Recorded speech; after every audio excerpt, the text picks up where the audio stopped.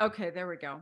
So I want to make sure that we send Tom some healing today. As we're doing the work, we know that spirit is with him. And I thought we would start off with a meditation, but before we do that, I just wondered if anybody had any. Joe, I know you had a lot going on in your life. Thank you for sharing. Sure. That's very interesting that your son had that experience. But it's so wonderful how we want to bond with our children so closely, and we pray for that and we give thanks for that, right? And then all of a sudden there might be something that happens where it really brings us even closer together. And so it's really something that you have had that experience to where you guys can bond like that. Yeah. Yeah. Yeah, very, very wonderful. I'm glad everything is going well. Can you guys hear me okay? Okay, perfect. So what I thought we're going to do today is really what I want to do is really blend with spirit today, all of us, and really bring in, really build the power so we're able to give messages to each other, and start to work not only with our symbols and our guides and feeling very comfortable with that, but just practice and just realize that there's no wrong thing. I want you to get comfortable with receiving information and giving it. And just as a review, we actually connect with spirit to the heart. And I always feel like the pineal gland is more like a receiver, an antenna, to connect, and brings the information down. And the more we practice bringing in the information and trusting it. And then also when I say discernment, not really, it's not really the discernment of what spirit is giving us, but really the discernment of things that are happening in our life, trusting spirit, trusting who we read for, trusting that we get confident in what we get. And it doesn't have to make sense to us. That's when our logical brain wants to come in and make sense of it. And the message is not for us. And so we just bring it all forth and we allow it. And sometimes the information can build out. We might get one piece of information and then spirit wants us to build it out. And anytime a message comes from spirit, it's with wonderful guidance, healing, upliftment. It never really tells you what to do. It's a guide thing. And it really is beautiful. That can make such a difference in your life, and including when you go back and actually review what spirit has said to you and how beautiful it can be. And so I just want to encourage everybody to allow it to flow and allow it to really build out. And trust yourself in giving the information.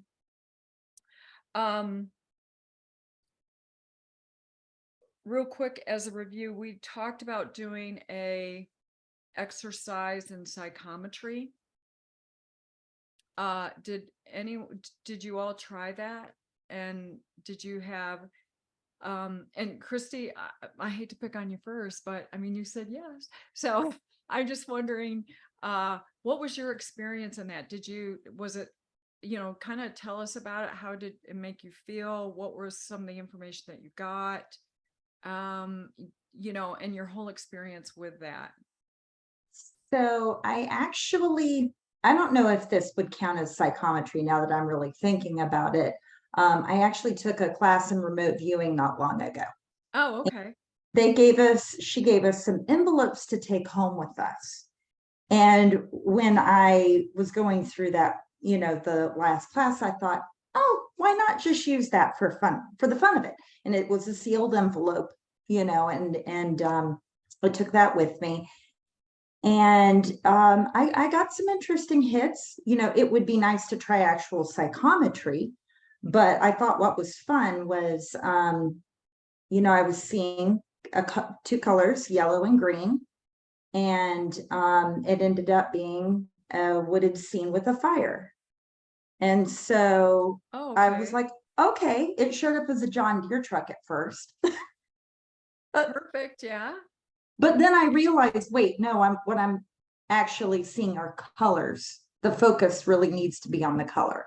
And so that popped in a field, which, you know, I actually was able to pick up on some of it. You know, it wasn't completely accurate, but I would like to actually try, you know, real psychometry with someone that can actually give me direct feedback, but it was as close as I could get my hands on in limited time.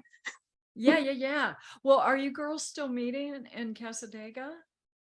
Well, Jenny isn't really going to become a member. I think she took to heart something you said to her about, you Oh, know, spirit.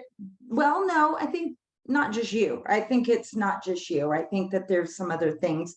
We're still meeting, we're still close as a group. yeah. Um, but yeah, she's actually moved from that little house. She's got an apartment. I don't know if she told you about that. Yes. Yes, she did. Yeah, Yeah. yeah, yeah. But you know, I think the certification there is not really what she's looking for.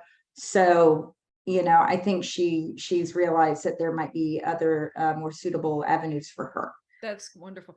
Well, the reason I brought up the group is, you know, when you guys get together, take someone's keys or get something, and because they can give you direct feedback and allow that to build out. And And since, yeah.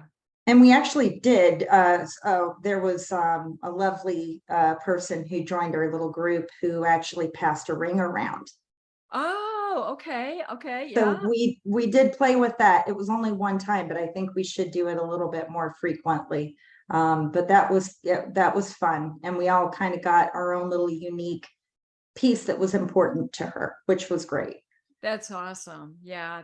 That's really fun. That's But really the good. but the trust there was very important to me. You know, I was able to relax. So I love that you mentioned that piece to everybody in the group, how, you know, important it is to actually, especially as you're new, trust the person that you're actually reading for, to help you relax and get out of your head.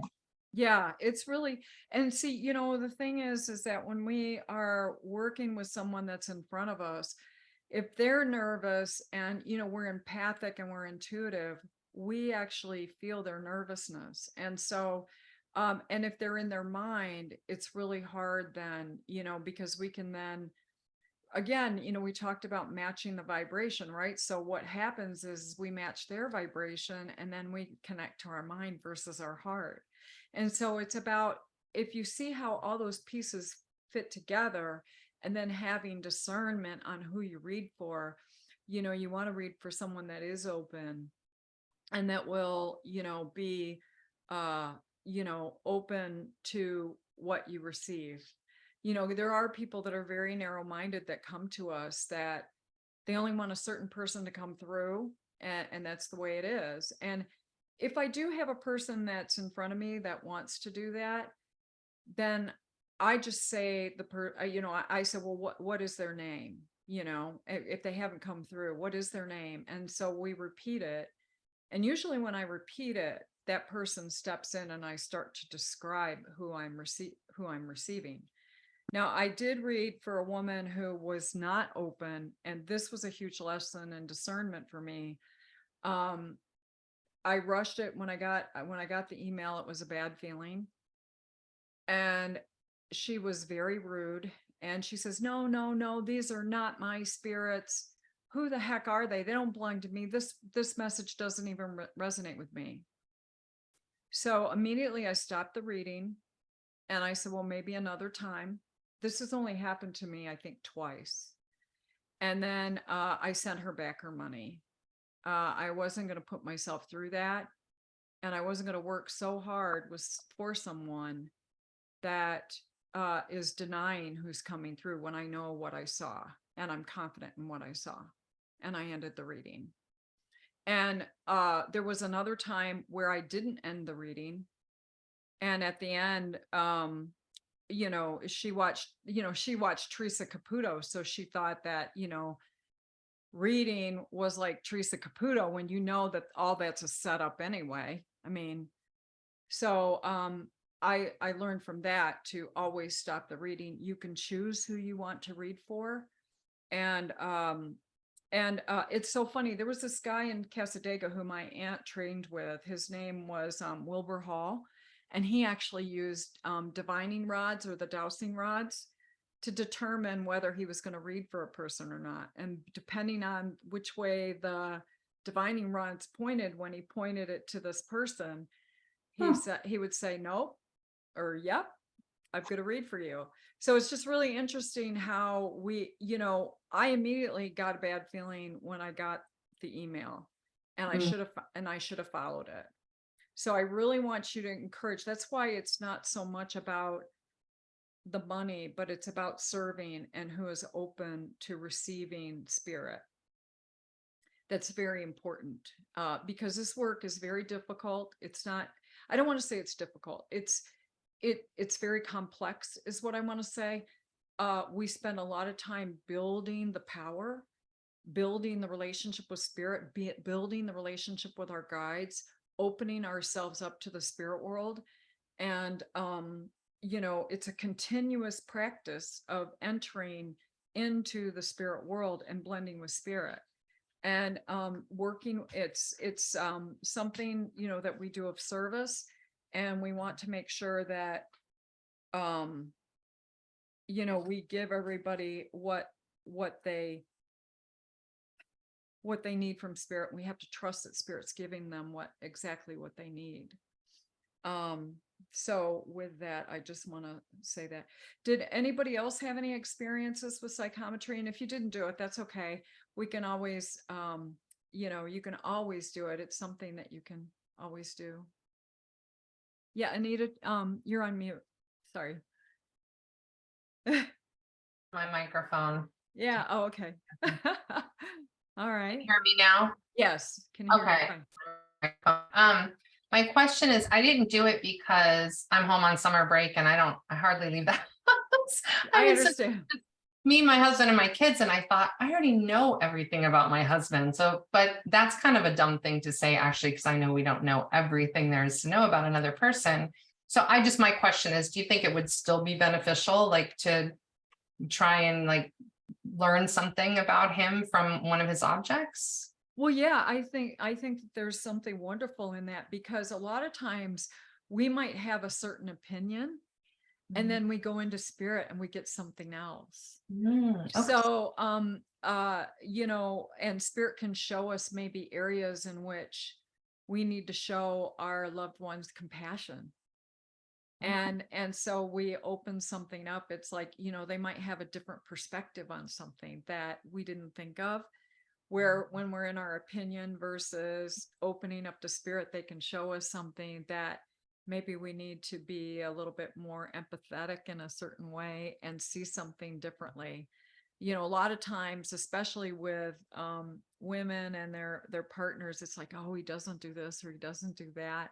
We're always looking for the bad, but spirit can come in and say, well, look, not that we're looking for the bad, but it's easy to recognize something that isn't there versus what is. And so spirit might have a different perspective for us that will show us something. So it's not necessarily that everything or whatever. It's about connecting with spirit and see what they have to say. Okay. And you could ask them a specific question while you're holding his object. Okay. Okay. And and this is about just from the form of,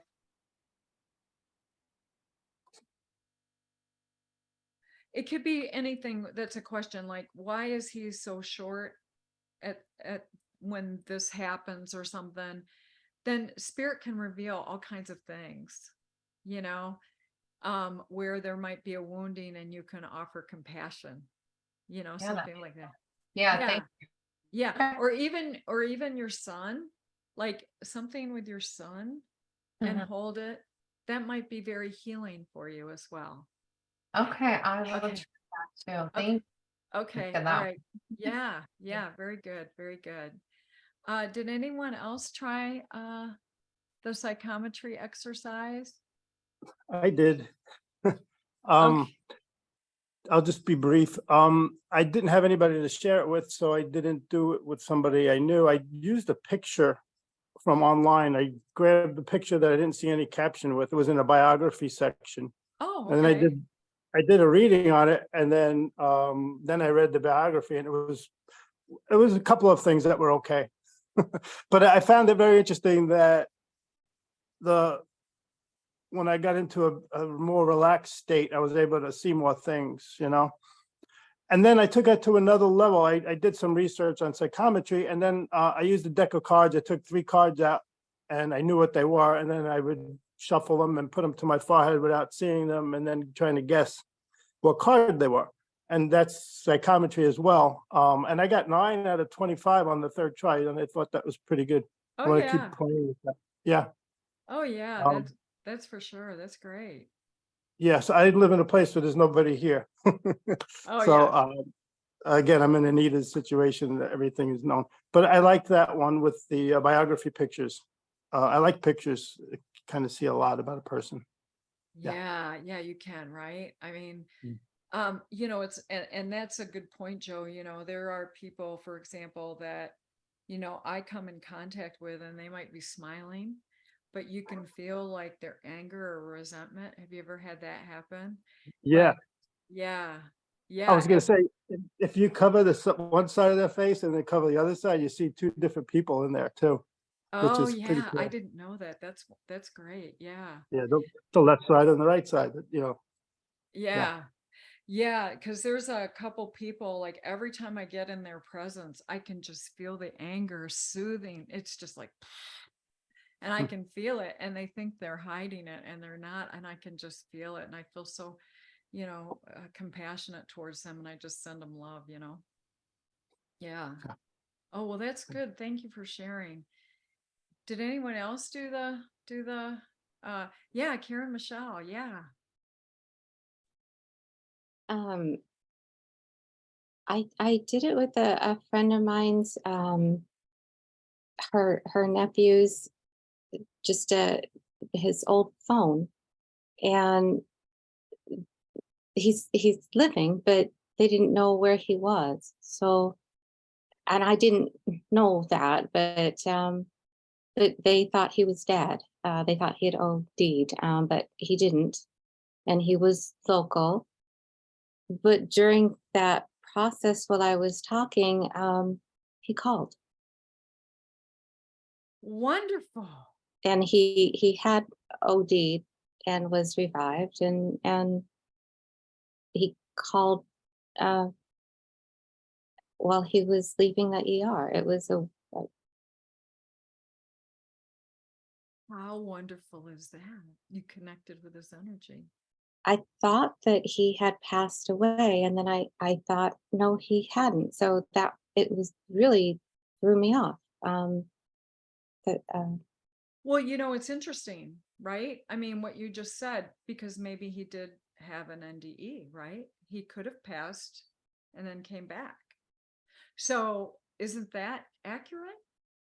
yeah, I haven't, that's a little new for me as far as and they've come to me before, but that dynamic is new to me as far as what's going on with, as particularly with addiction, where they kind of walk that line, and kind of drop off the map, so to speak, Yeah. and then they're back. um but if it was an NDE, which I do think it was, it felt different than some of the people I know who've had NDEs as well.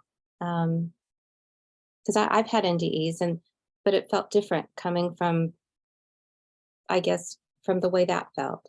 I don't know if it was because it was distressing, or I don't know. Yeah, that's interesting. you know, make a note of that, like what you were feeling and sensing. It could have been because it was an overdose, you know, the Mhm. specific circumstances.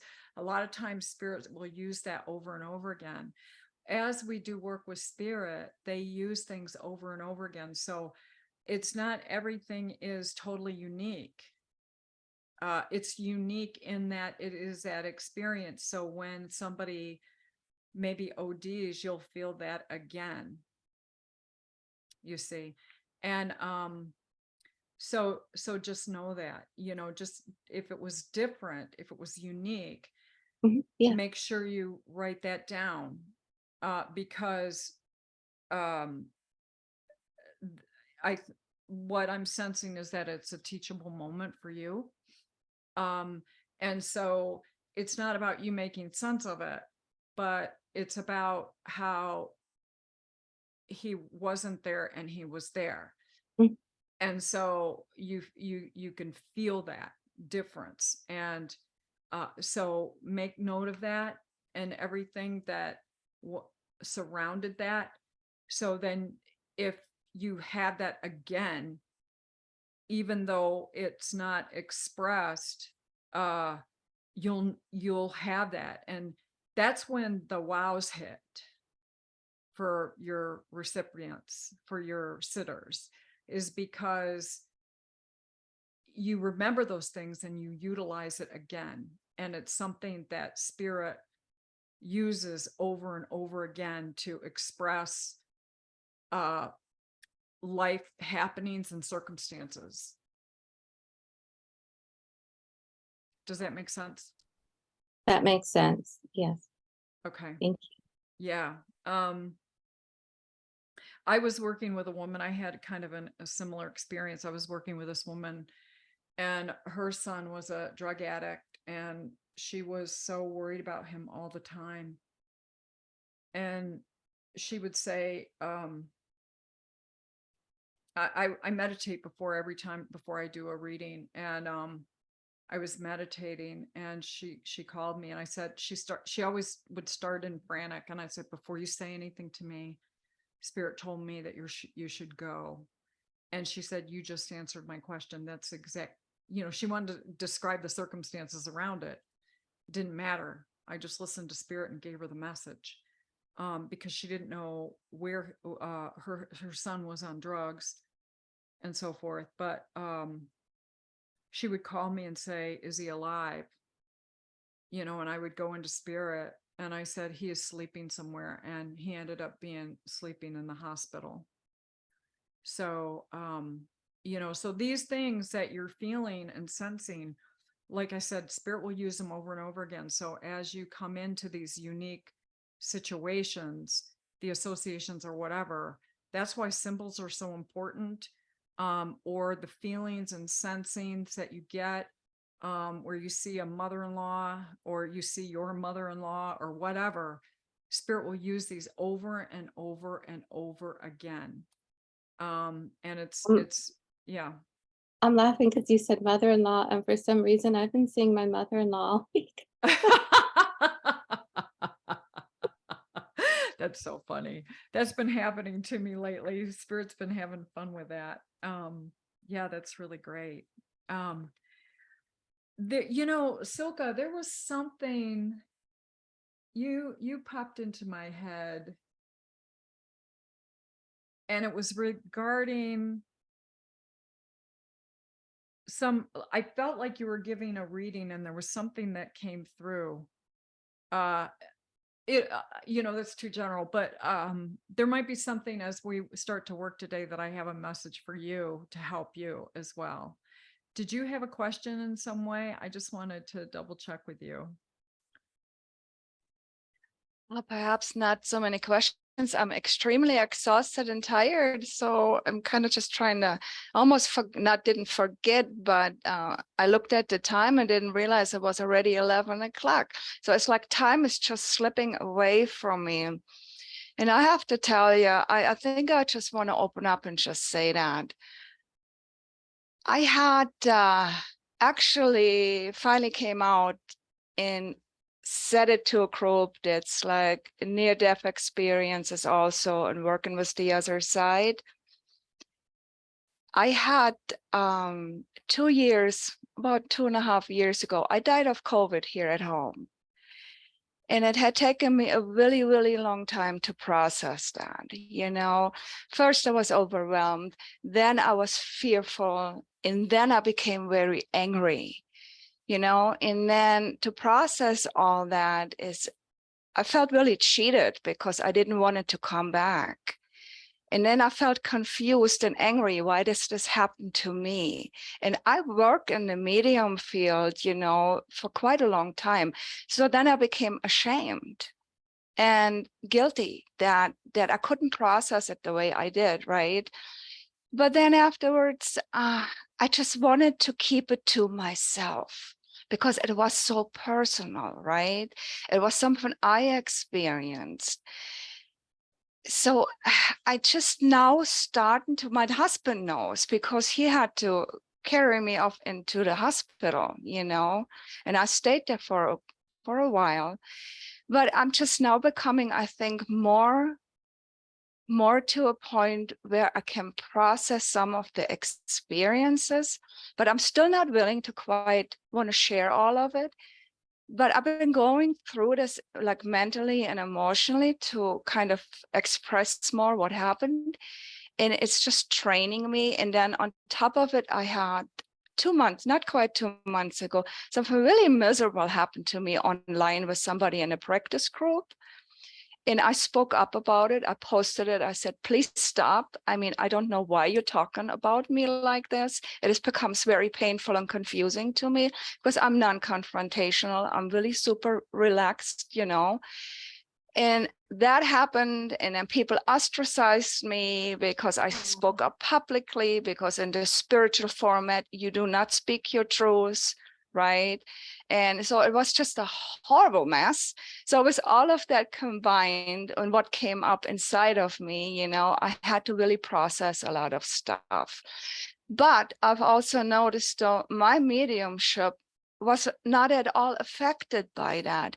In fact, I got even more of a bigger clarity and understanding about not just my own feelings and thought process, but also about other people's. And I think I just became even more mindful, you know.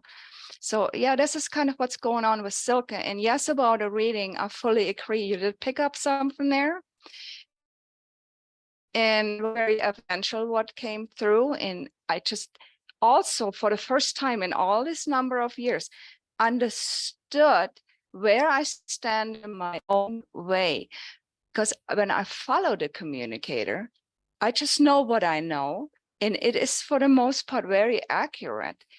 But sometimes with that information, I let my own perception get in the way by perceiving things that comes from my imagination, sometimes from my subconscious that I perceive the spirit person is actually saying. And then when I shut that part off and step away and I go, wait a minute, no. Let it go. Just follow. Just let them tell you their story, because there is a story there.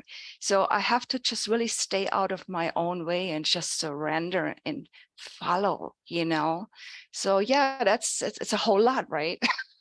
Yeah. So explain to me a little bit when you said your imagination.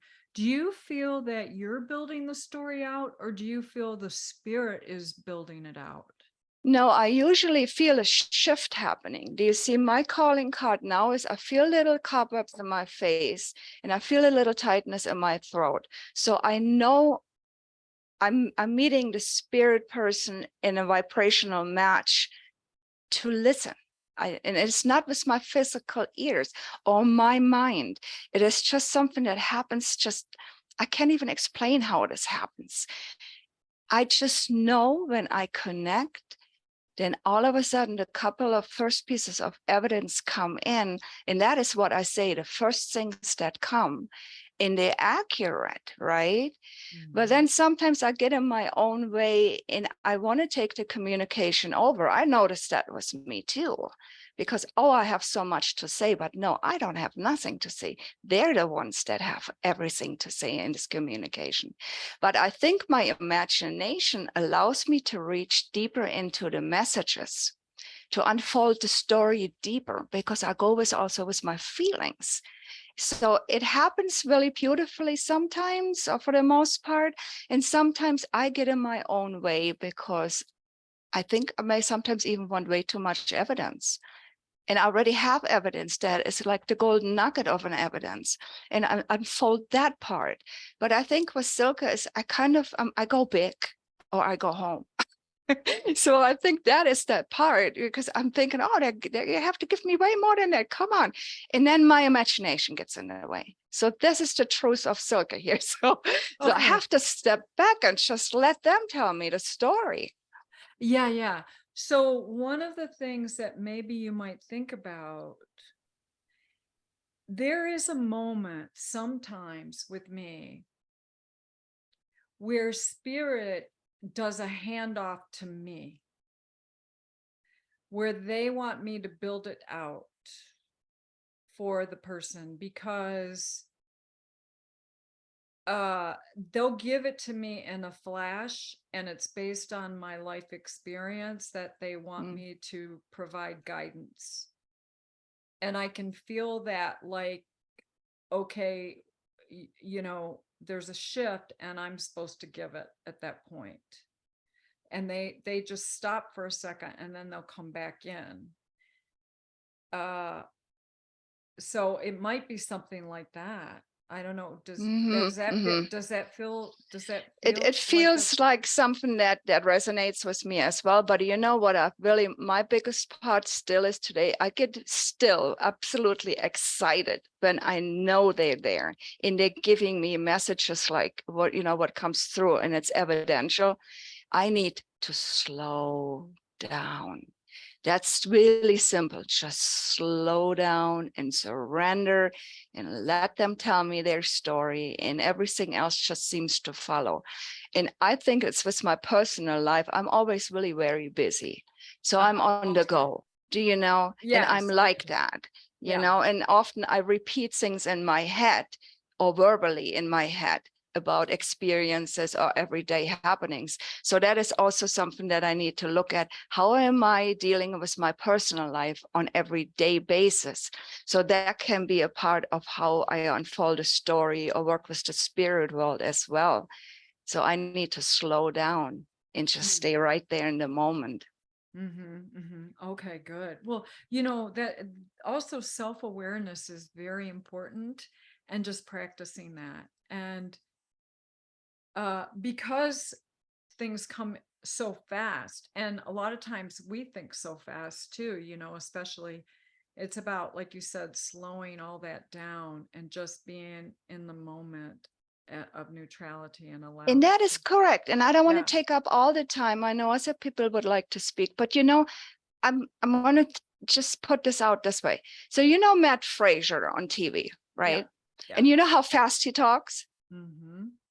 And then people told me, well, spirit world talks that fast. And I said, really? Well, that's not what I experienced. Some of them may, and that's true, but I experienced them to be not speaking 1,000 miles an hour to where you can't even understand what they're saying, right? And so I don't think I want to be that kind of a medium. So it's really personal to me. We all are uniquely different. So everybody expresses the mediumship experience very differently, right? Absolutely. So yeah, to me it is, I need to slow down in my personal life, and I need to slow down when the messages come through. So it's as simple as that, I think. Absolutely. And that's right. Things come through fast, but that doesn't mean we have to you know, like that. We just don't Yeah. have to, you know, it's like slowing down so we can express it correctly, and that we are modeling the love and the understanding that spirit has. And I've seen a lot of mediums do that. I've been, you know, we've been around mediums all of our lives, right? And some of them are, this. And I even saw John Edwards do that and, answer me now. And it's like, oh my God, give him a minute to think. Right, Good right. Lord, it's like, really? I had all the in there like blaming the sitter, and it's like, oh gosh, just be compassionate and loving, model spirit and how loving they are, Rochelle, I was wondering if I could ask the people that are here on the public forum that had the near-death experience a question. And this is, I really would like to know if this just me or if it happened to them as well. Did you feel a sense after that happened to you of just dismay and anger and almost kind of like a sense of, I don't know how to express that verbally, just almost a sense of feeling just like you're not the same person somehow in your emotional and mental makeup. Something just shifted, that you feel about life differently. And sometimes I felt like not even very positive because I didn't want it to come back.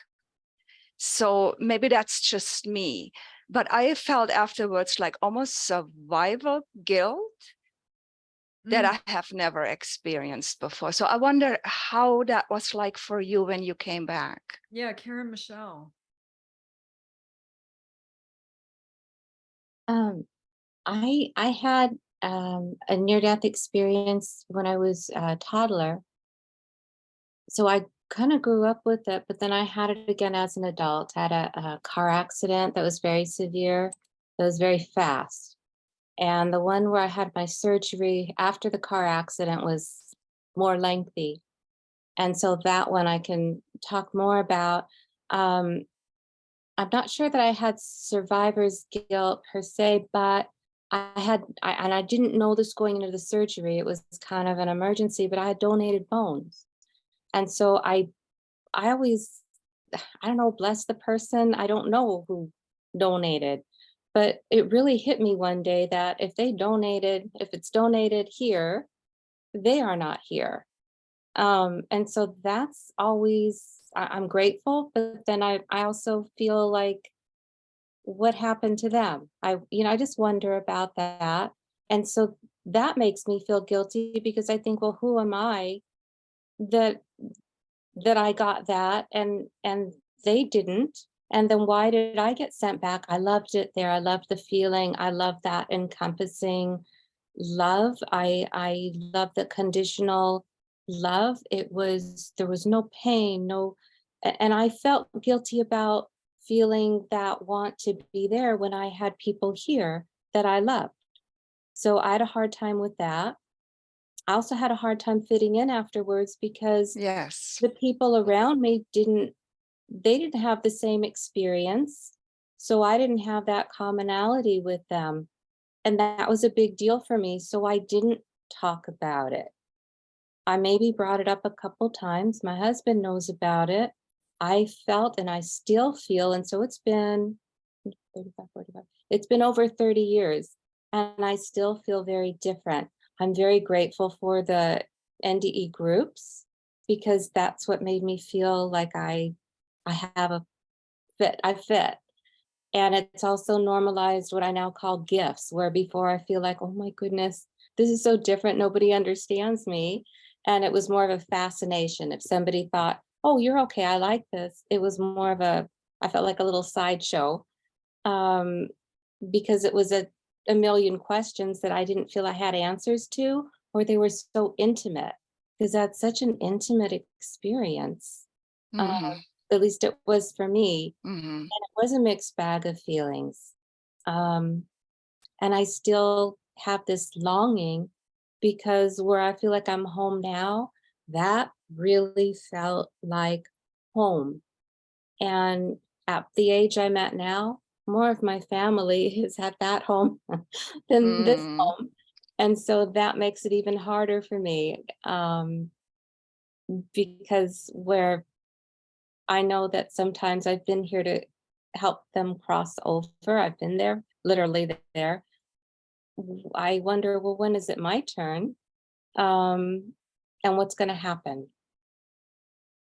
Am I going to see them? I always have that doubt, even though I still have the longing.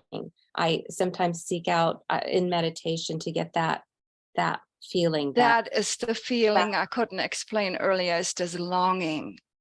That is what I felt for the longest time. And it still happens at times, sometimes when I sit in really deep meditation, more trance-like meditation, that's where like little chunks come up of that feeling. Do you know? Yes. Yeah. Yeah. Thank you. Thank you. Yeah, that's wonderful. Yeah, thanks for asking that, Silke. I appreciate that. Joe, I don't know if you have anything else to add. I don't, if you don't, that's fine. Okay. Okay. Yeah, and you guys, I have to share something along the NDE. I've never admitted this before because I've been a spiritualist all my life, but I had an NDE. But this is what happened. I was living in Florida and I got stung by this hornet. It wasn't a bee. It wasn't a wasp. It looked like a wasp, but it was black, and it hit my arm. And next door, I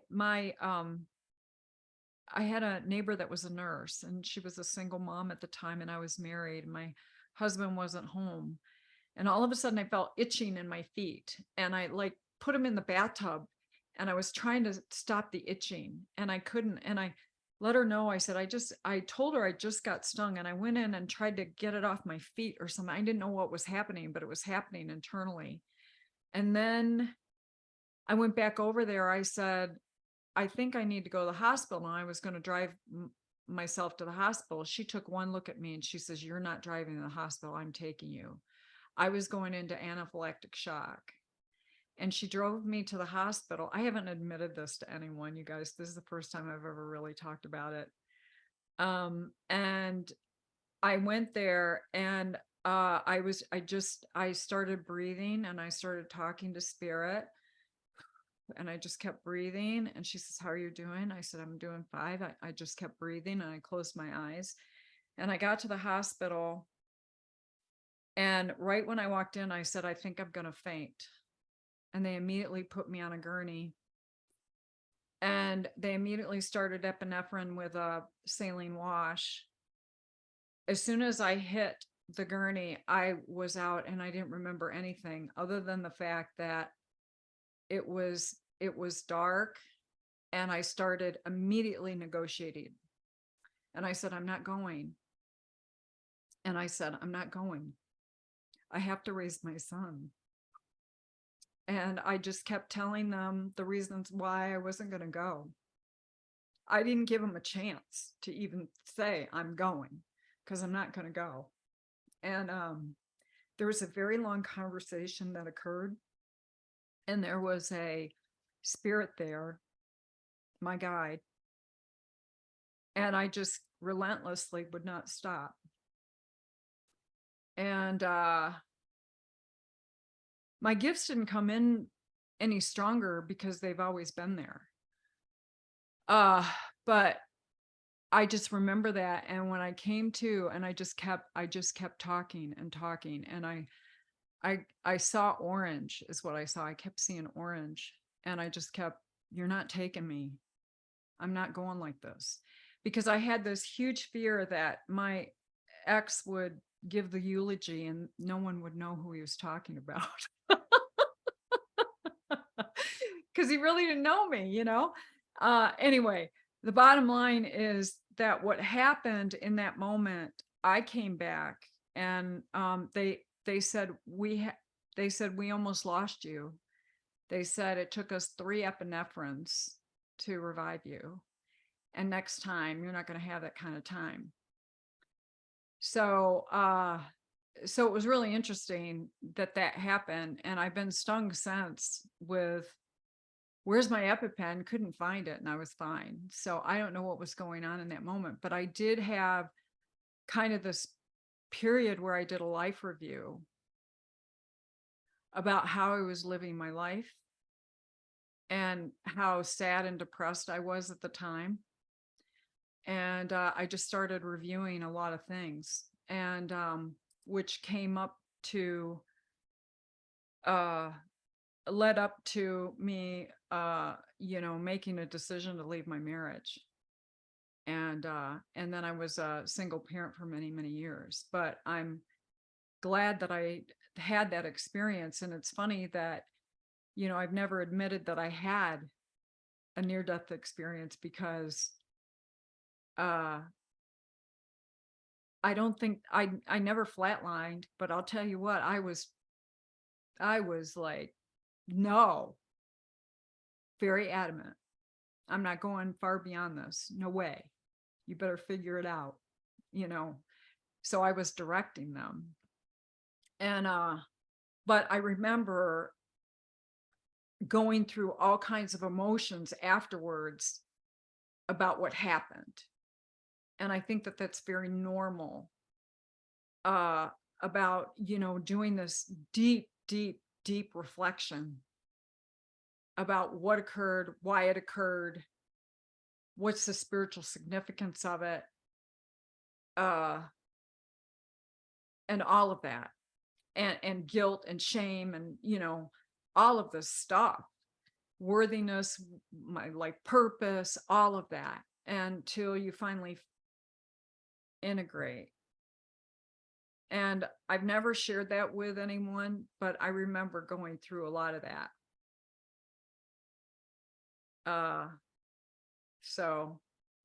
But I didn't think that because I flatlined, I didn't think that because I didn't flatline, I didn't think that I had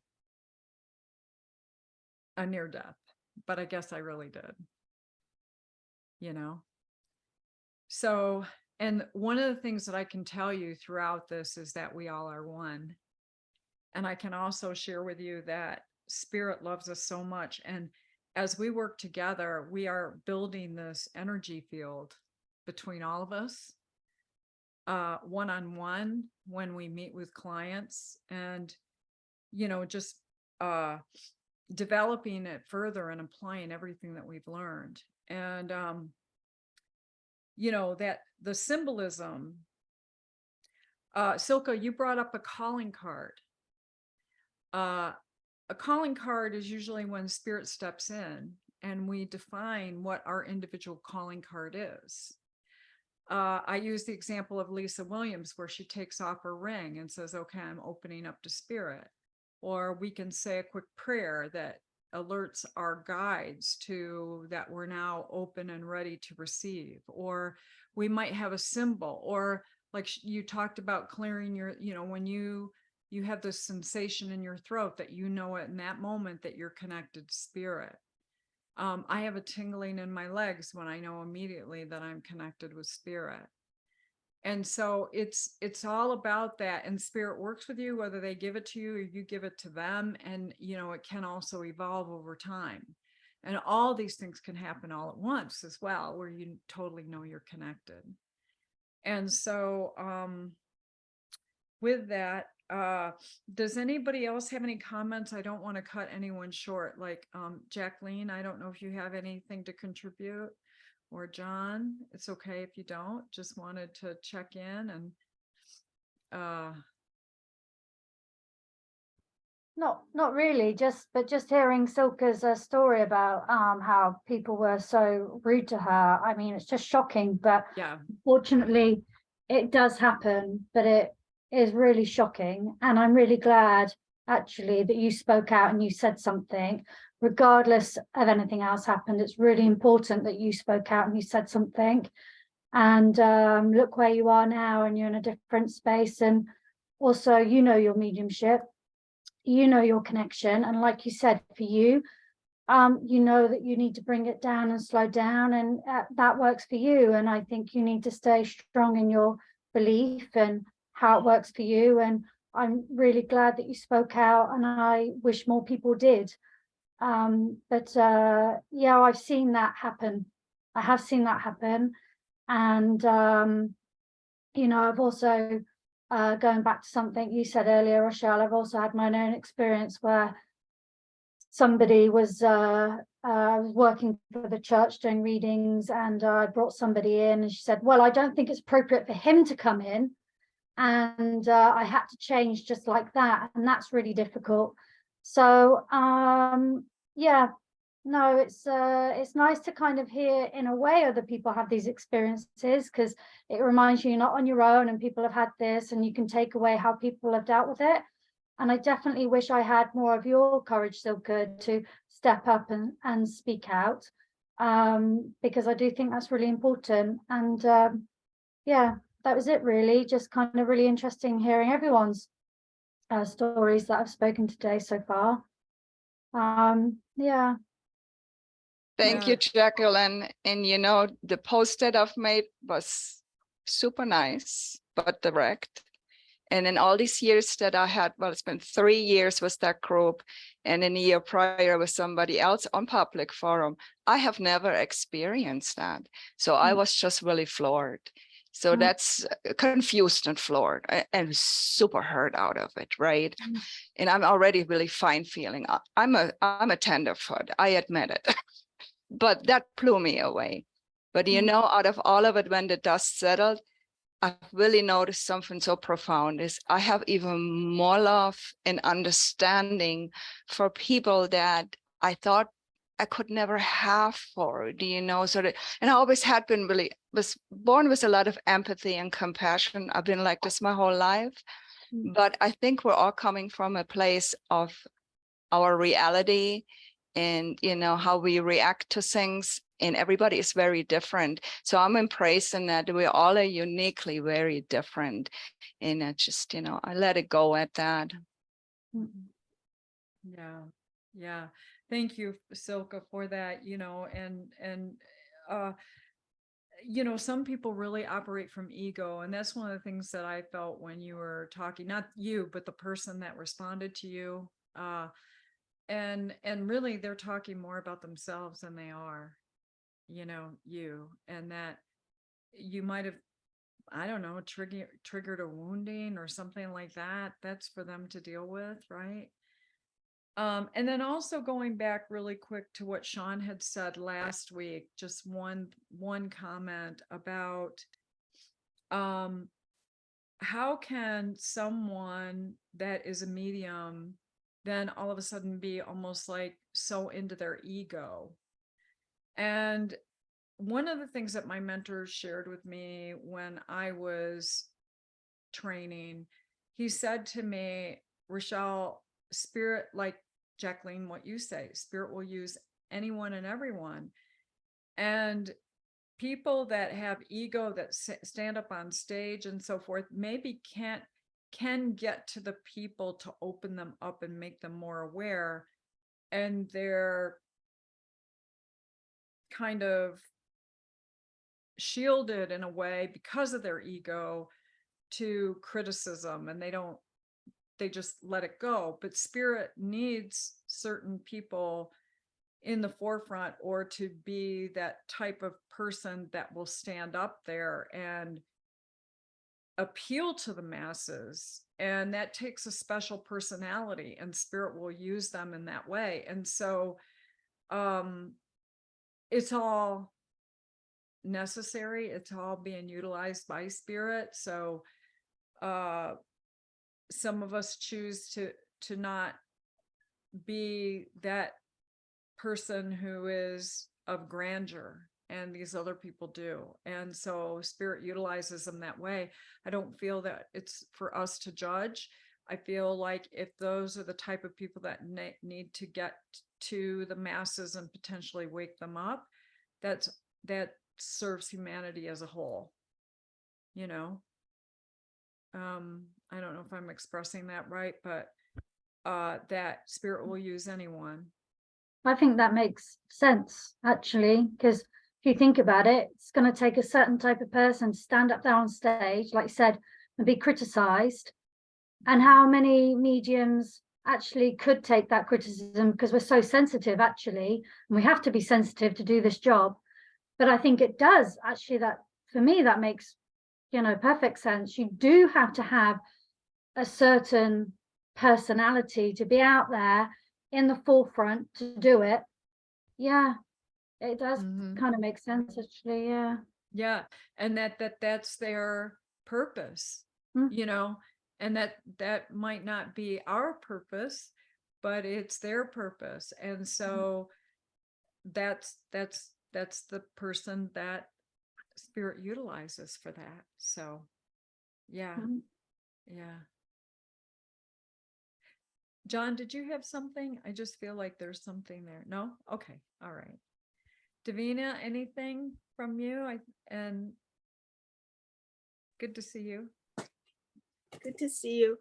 I just want to share, I think intention is very important, no matter what we do, no matter what kind of modality that we are using, because, this is a free will, and then we have to respect others why they are putting in that role to play a certain role and position. So they are showing up as a mirror for us not to do what we don't feel it is right or it's not serving with love. So every time when we see something like that, we have to remind ourselves we are not going to be, putting ourselves in that kind of position. And then remember that what is our intention for us to study, no matter it's mediumship or anything. We are here to show people and remind people of their own power, their own strengths, and remind them to be more discerned about what other people feeding us, no matter it's television or whoever, books, author, anything, any information that we receive. We have to have our own discernment. And if it's not coming from love, no matter who feeds you the information, even the spirit, you have to have a discernment to say no. If it's not coming from the purest love and light. Mm-hmm. So we are here to be the pure conduit. It's not about us. We are just the channel, the conduit here to help people to channel the information, to give them the peace of mind, their loved one on the other side, trying to tell them, to convey to them, because they are too emotional to be mingled, and not be able to clearly receive the love message their loved one was trying to convey to them. So we are in that kind of position to tell them and to express that, to give them a peace of mind. So it's not about us.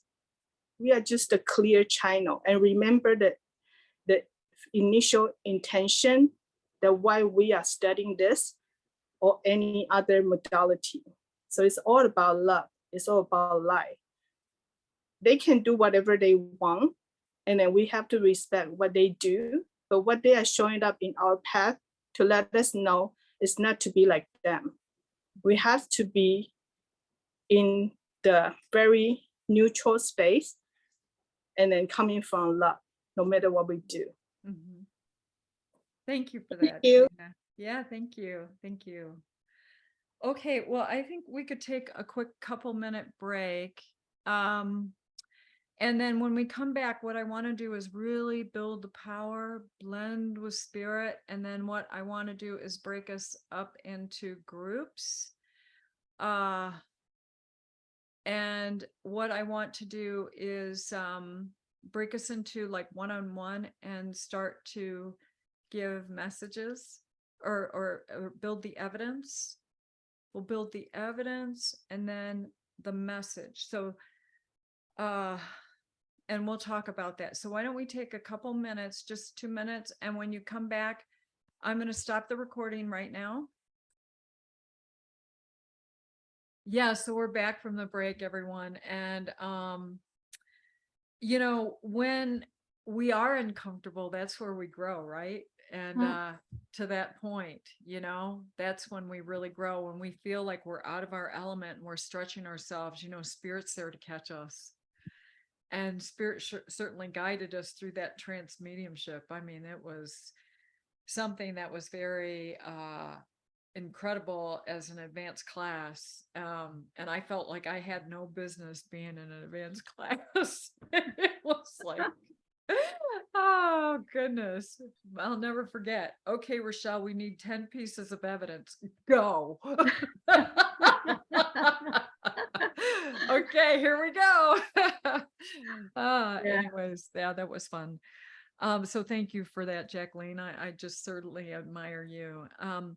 So what we're going to do now is we're really going to blend with spirit, call in spirit, and notice, think about maybe a symbol or some type of calling card that maybe spirit gives you or you give it, and don't force it. If it doesn't feel right for you, it's okay. Just allow that to build out over time. If that's something that is not quite there yet, it's all right, or if you want to put something out there, spirit will accept that. And so we're going to build the power as a group, and I want to hold that energy really tight. And we're going to blend with spirit through this meditation. And then I'm going to divide you in one-on-one groups. And then I would like you to then just start to say things like, I'm seeing this, I'm hearing this, I'm sensing this, I know this. And just remember to utilize your body as a barometer, any subtle thing that you feel or whatever, say it, get comfortable saying it.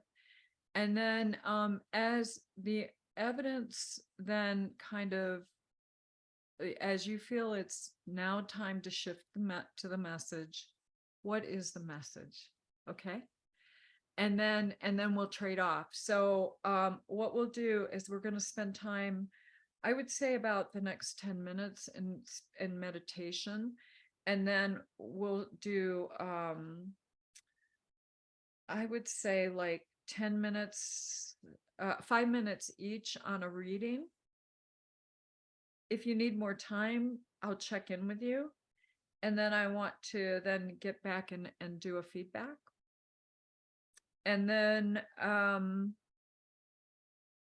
we'll just go from there. I do want to remind everybody that next week I'm going to be in Lilydale, so we have to extend the class another week. I'll send an email as a reminder to everyone that we are not having class next week.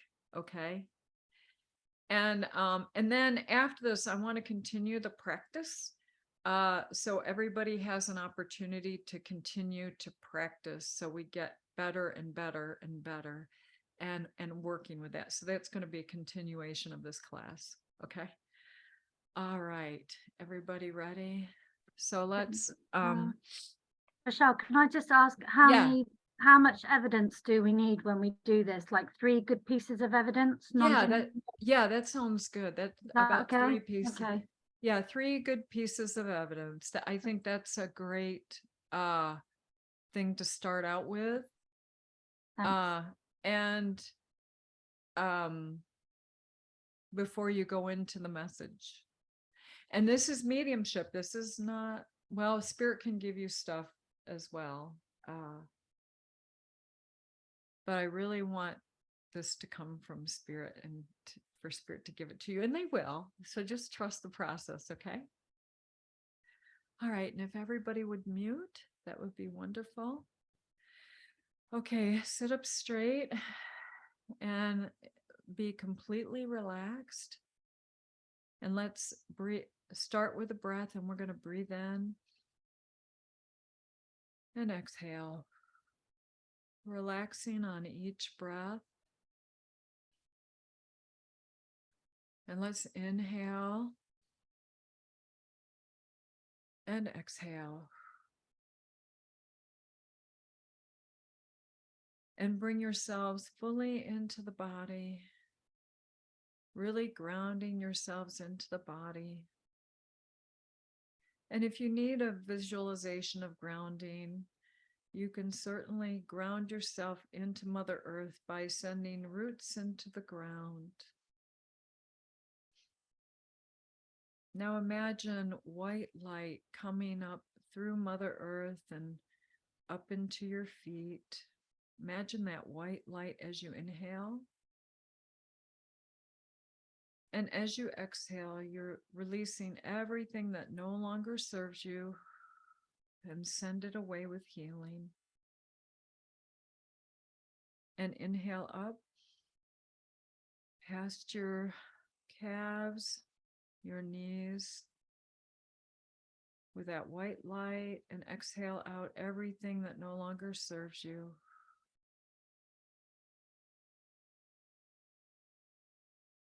And inhale up past your thighs, up through your hips. That white light, bring that white light up and through the small of your back.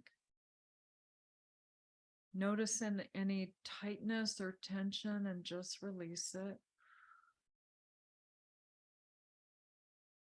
Inhale up that white light through your solar plexus, through the diaphragm, that white light coming up through the heart, and exhale.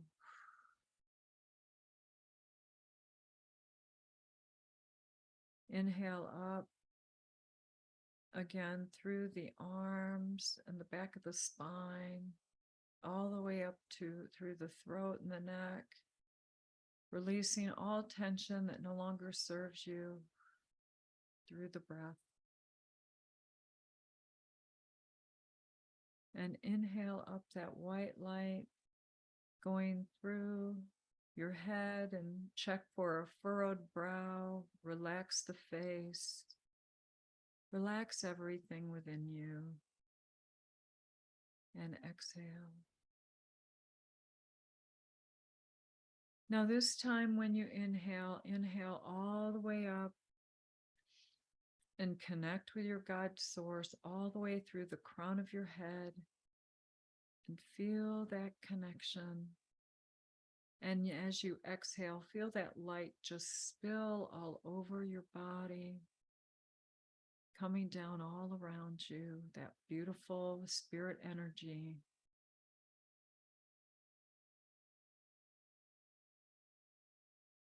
And again, breathe up and hold that connection with spirit, and drop it into your heart. And take that spirit love vibration and send it out into the room, and send it to every group member that's here as we blend together and build the power with the spirit world. And we're feeling the love and the vibration of love all around us in our room as we expand our aura outward and start to blend with spirit fully. And we invite our guides in, and we offer our calling card of whatever that might be. And we are connected with spirit, and we feel the love within us and around us. We express thanks and gratitude for the wonderful work that we're about to do. And we ask them to guide us with information that will be helpful, that will guide, that will uplift, that will reassure, that will heal the person in front of us. We are essence. We are spirit. We allow all the things to fall away that no longer serves us in this moment. And just allow ourselves to be essence and be spirit and be blended with spirit.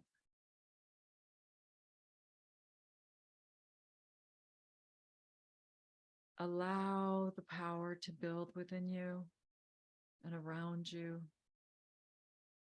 holding that connection with spirit.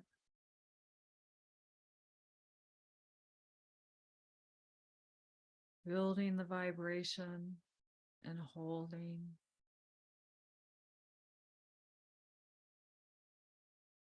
Making it bigger, expanding your aura outward, past the 6 feet. Touch the walls in the room with your aura. Send it upward.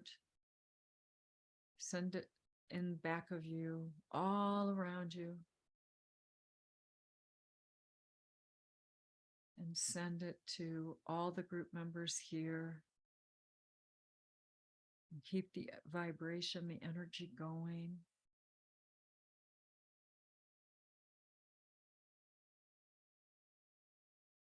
Good. We give Spirit thanks to help us hold this vibration, to help us hold our connection as we start to do 3 pieces of evidence and then a message to our partner. Keep holding that connection.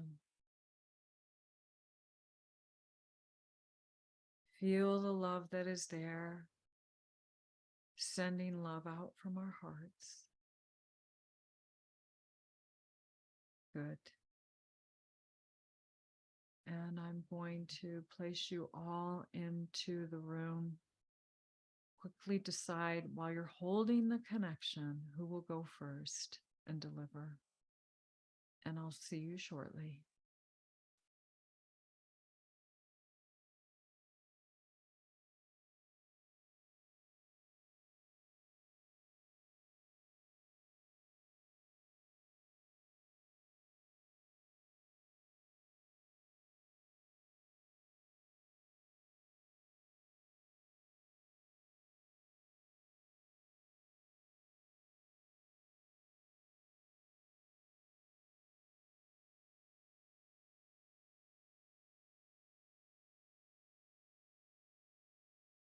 Oh, we all ended up in a room.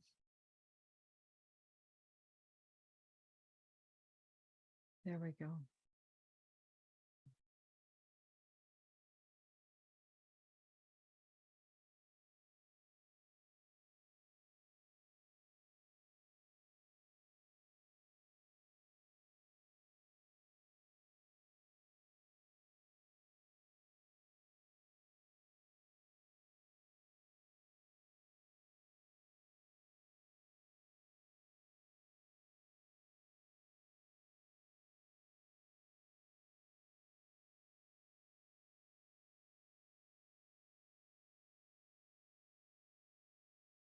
I'll keep the recording going. So we're back from the breakout rooms. How did you guys do? Well, I'll wait for the other people to come.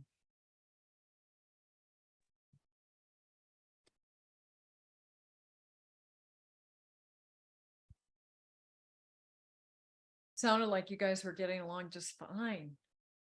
Yeah? I loved it.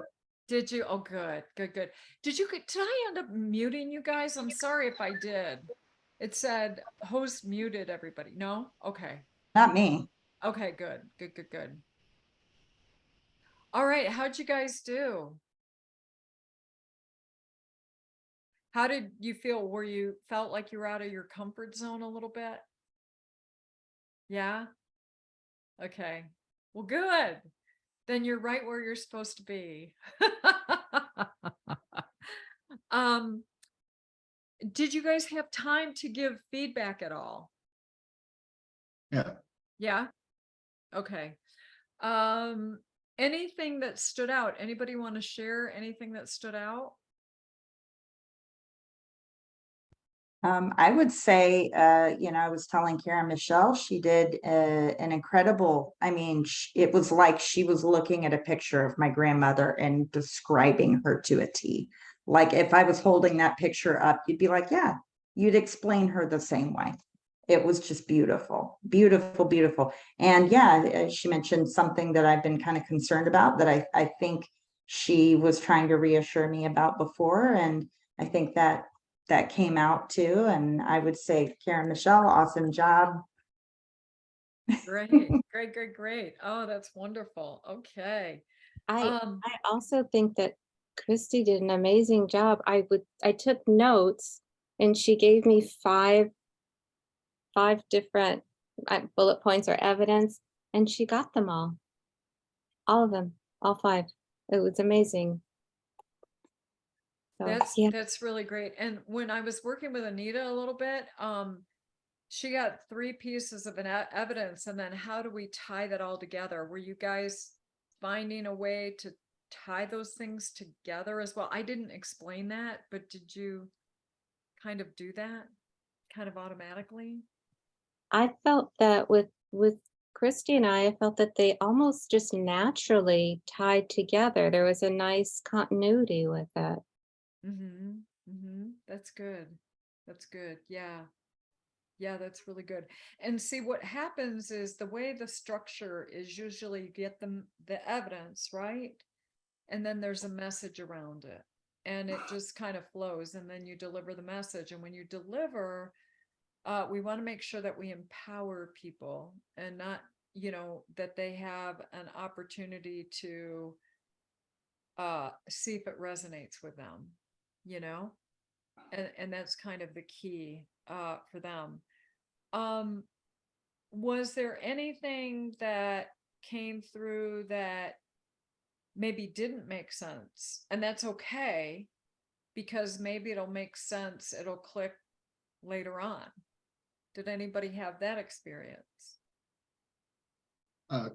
Just a little bit, because it came back through when I asked questions about it, and Davina was able to clarify.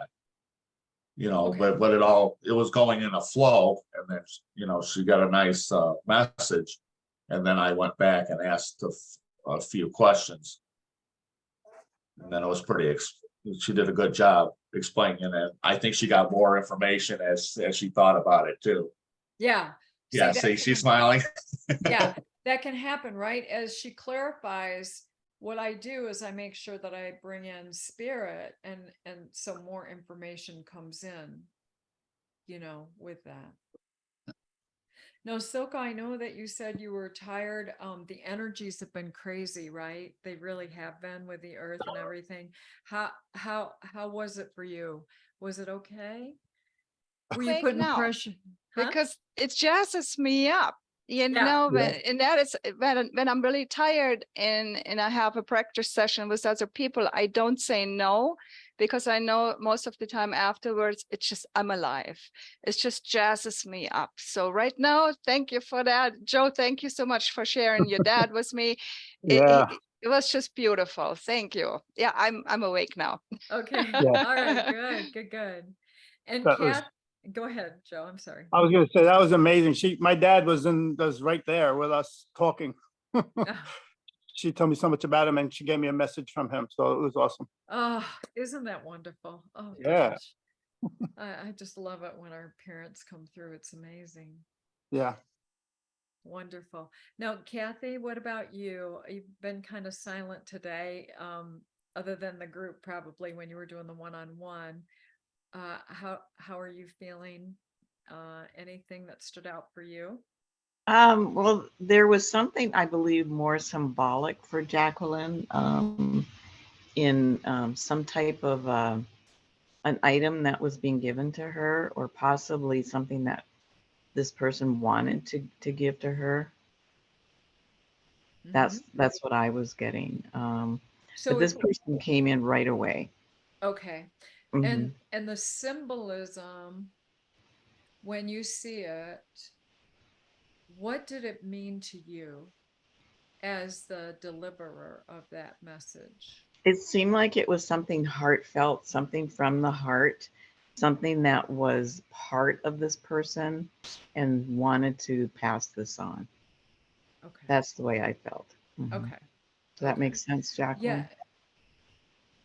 Yeah, and I was explaining it's a bit difficult. I'm a bit difficult to give messages to sometimes, because there's people that have passed that I don't really know that well. And unless I get real dead specific evidence, it's very hard for me.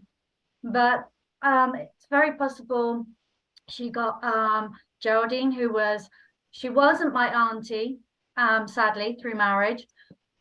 But I would have loved her to have been, because she was just a salt of the earth person. I absolutely adored her. And she's passed. And I'm going to ask my mum if she had any problems with this throat area or something and coughing, because my mum would be likely to know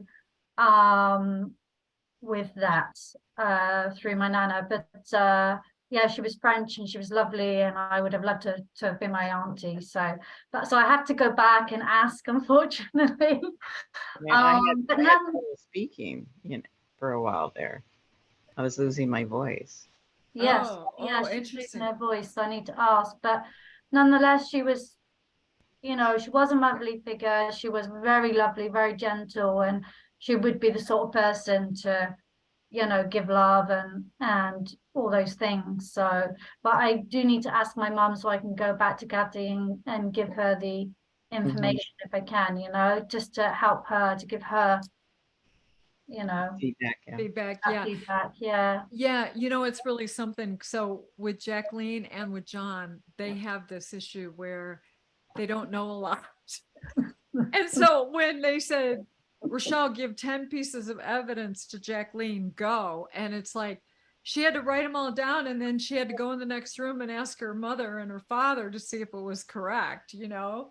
Right. So I feel for you, Kathy, you know, but I get it. And that sometimes it's hard. And even with John, you know, I was giving him stuff and he didn't know because of, you know, people passing before, you know, while they were young or before they were Right. born. So, I trusted what I was getting, you well, know, I good. mean, I did, and I went with it and Yeah.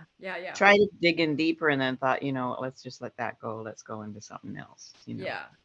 Yeah, that's good. That's good. And so good job, everybody. This is wonderful. Now, see, you don't think you can do it, and look, you all are doing it, right? Isn't that wonderful? You know, it really is how spirit speaks through us and are right by our sides and so forth, and they really want to help, and how we all are learning to trust all of that. So that's really, really good. Okay, so next time we're going to practice again. Does anybody have any questions as they were going through this? And did you see how the intellectual mind wants to come in, you know, and try to make sense of it, but it's not our job? Yeah, Joe. Yeah, I did Anita's, and she never gave me any feedback. Can we just do Go that ahead. Go quick- ahead. quickly? Yeah. I'm sorry, please? So Sure. sorry, yeah, because yeah. So everything you were saying, I wrote it all down, but I only have 2 family members that passed on, and that doesn't sound like anything related to either one of them. So Okay. So Okay. let's talk about the evidence. he said, a pool with the slide, kids, it was a hot sunny day, he saw a floating tube. There was a deep end, it was dark, there was a diving board, it looked like someone slipping, falling and hitting their head, but nobody sees it. It looked like something that's going to happen to me, not something that happened in the past, though. I didn't say that, sorry. Sorry, that just freaks me out. I have 2 little boys. Now I'm like, don't go near a pool. No, it wasn't, it was a warning. It wasn't, and it didn't say anything bad happened. It was just, Okay. I'm sorry, I didn't, No, yeah, we it's didn't okay. connect all the way. Okay. No, yeah. I mean, I lost my grandmother in 2000 and my son in 2020. And that's it. So it was neither of them. But if you're saying it's something for the future, I guess I just have to look at it metaphorically or symbolically and try and make sense of it. So, okay, you know, if we look at this symbolically,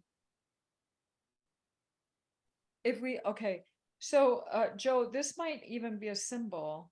Okay, so this is one, I'm going to use this as an example. And as I'm using this as an example, I want you to think of this. So this woman went for a healing session, and the Reiki person saw a snake in their aura, and that she's going to remove it. So the person that was receiving the healing got totally freaked out. Okay. Now, what I want to say is that we don't deliver. Well, she said she saw the snake in her aura, but she had never worked with symbols before. Now, if we look at that symbol, really a snake is something that sheds its skin, right? And goes from the old into the new, right? And so the key is that we question, if this doesn't resonate, it doesn't mean that it's wrong in any way. What I would then say, okay, so the water is opportunity. It's a spiritual thing, the living water, the spiritual thing that there are people playing. You've been playing with this for a while. Okay. And you feel like as soon as we got into group, what happened, Anita? You felt like you freaking slipped and hit your head, and it's like, what the heck is happening to me? Okay. And you froze up. Okay. And you went into your, intellectual, and it's like, I didn't see anything, but you did. Right. Isn't that kind of representative of what Joe maybe gave you? Yeah, I mean, I can apply it to my business as well, which is what I was thinking when he was telling me those things. But I Okay. was like, but then I'm second guessing myself. No, this is supposed to be mediumship. So who's dead that died, in a pool? And I'm like, nobody. But I'm being too literal about it, I guess. Exactly. So we Yeah. have to think more high level of what this actually means. And so, Joe, you gave it literal. That's good. And then you Mhm. can ask her, does this resonate with you? No, it doesn't. But then at the same time, what are you sensing and feeling about that? So let's back up, keep our connection held, and then Okay. re-deliver it from a symbolic perspective. Mm. And as you see her, when we saw what happened, like, she's like, I didn't get anything. I'm not feeling anything, and all of a sudden it's like, well, wait a second. I know Anita, I know she's getting things. I know she's been working with symbols, and it's like, it's like, I'm in a group and I have to do something, that type Yeah, of thing, felt right? performative. Yeah. Yeah. So then let's back up, think about water. There's this beautiful place, and this has been coming through a lot through meditation. There's this blue water, and that it's this healing water. Okay. And it's been coming through a lot of meditations. And if you think about the living water, water represents opportunity. Or what does it mean to you? And then you re-deliver it. So it's okay if you say, oh, this isn't resonating with me. Okay, so let's back up and look at it symbolically and go with the flow of that. Yeah. Okay. Yeah, what you were saying about the snake makes me think of the devil card in tarot, that it doesn't mean evil or death, it's, or the Trans- tower card, It's right? it's transformation, right? Exactly. Yeah. Yeah, it's transformation. And that's, people are moving into a new cycle, going from the old for the new, shedding the old, bringing in the new. And so those are the things that, specifically when we see a snake in somebody's aura, we're not going to give that literally. That is an absolute symbol, and you can guarantee that that's a symbol. And so it was like, oh my, of course, what I do and my wounding is I don't want anybody to perceive me as a phony, but there are times where I feel like a phony. And so what did I say? That woman, she needs more training, right? And I want to judge her, but it's just that she just needs to deliver it differently. Well, let me ask you a question about this, because you had told us last week and you reiterated it today to use like the language of clairs, right? I am seeing, I am feeling, I am sensing, whatever, I'm hearing, being just very objective and stating the evidence.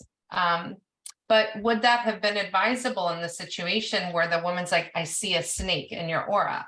Like, maybe the whole point of us having, the importance of us needing to know our own symbols is that we see a symbol, but we're not necessarily telling the sitter what the symbol that we're seeing, we're just giving them the meaning. But then that contradicts, I say I'm talking in circles, but then that contradicts what you said, like evidence first and then message. Right. Well, this is the thing. Okay. Yeah. You also have to have discernment when you're seeing things. If she's doing a Reiki thing and she's seeing a snake in an aura, that's something very specific. That is definitely a symbol. Yeah. Okay, you are seeing a diamond, right? You saw a yellow tumbleweed. Well, you saw red, then you saw a yellow tumbleweed, and then you saw a diamond. Okay, in that order. Okay, so could the diamond mean something literal? Yeah, but with the combination of those, I would say that's a symbol. So then we have to take that and we have to work with that to incorporate something for Joe and what that means. But it's still important though to just state the evidence objectively and then see what resonates and then still try to make meaning from it. Right. And what we want to do though is stay out of our logical brain. So it's like we're working with a different part of our brain. This is an art. It's an art, right? And so we have to kind of put those things together. Now, because of the fact that you're new and you're still working on your symbols and you're saying, okay, I'm seeing red, what does that mean? You know, and I'm seeing a tumbleweed, what does that mean? And one of the things that you said, well, it had, you know, I didn't even know tumbleweeds have thorns on them, but you knew that they had thorns on them. Okay. So it's just interesting that you focused on that. And then there's this whole thing about the diamond at the end. And so how do you weave that into something for Joe that provides guidance, healing, upliftment, and reassurance? Okay. So it's about not overthinking it. That's where we get tripped up as mediums. When we start doing that, that's what happens. And then we get confused and then we don't know how to get out of it. Yeah. Right. So it's about allowing the flow of spirit. Thank you. Yeah. Thank you, Joe. Sorry I didn't get a chance. No. Yeah. Thank This you. is good. This is good. I'm glad, Anita, this is so much of a purpose. I'm so glad you're here because you can represent that part of all of us. Oh, mind. Yeah.